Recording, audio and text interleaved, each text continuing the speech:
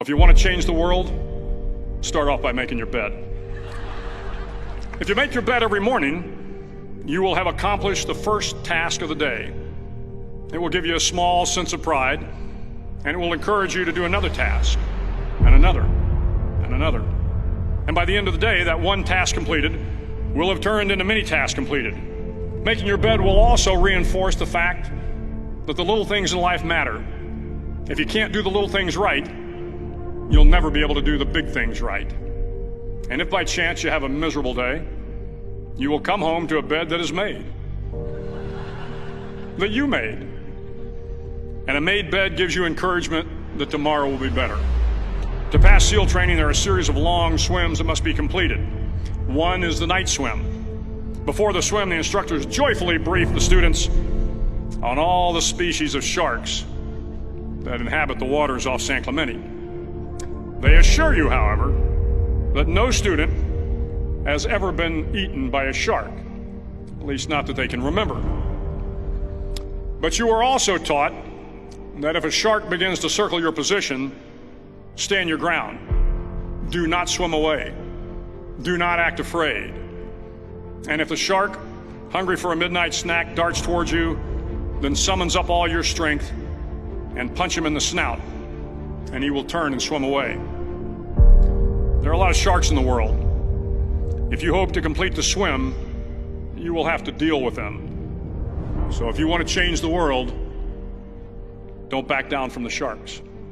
Over a few weeks of difficult training, my SEAL class, which started with 150 men, was down to just 42. There were now 6 boat crews of 7 men each. I was in the boat with the tall guys, but the best boat crew we had was made up of the little guys, the Munchkin crew, we called them. No one was over 5'5".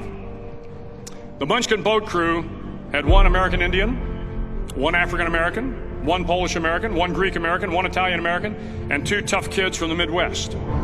They out-paddled, outran, and outswam all the other boat crews. The big men in the other boat crews would always make good-natured fun of the tiny little flippers the Munchkins put on their tiny little feet prior to every swim. But somehow these little guys from every corner of the nation and the world always had the last laugh, swimming faster than everyone and reaching the shore long before the rest of us. SEAL training was a great equalizer. Nothing mattered but your will to succeed, not your color, not your ethnic background, not your education, not your social status. If you want to change the world, measure a person by the size of their heart, not by the size of their flippers.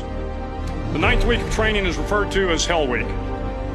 It is 6 days of no sleep, constant physical and mental harassment, and 1 special day at the Mud Flats.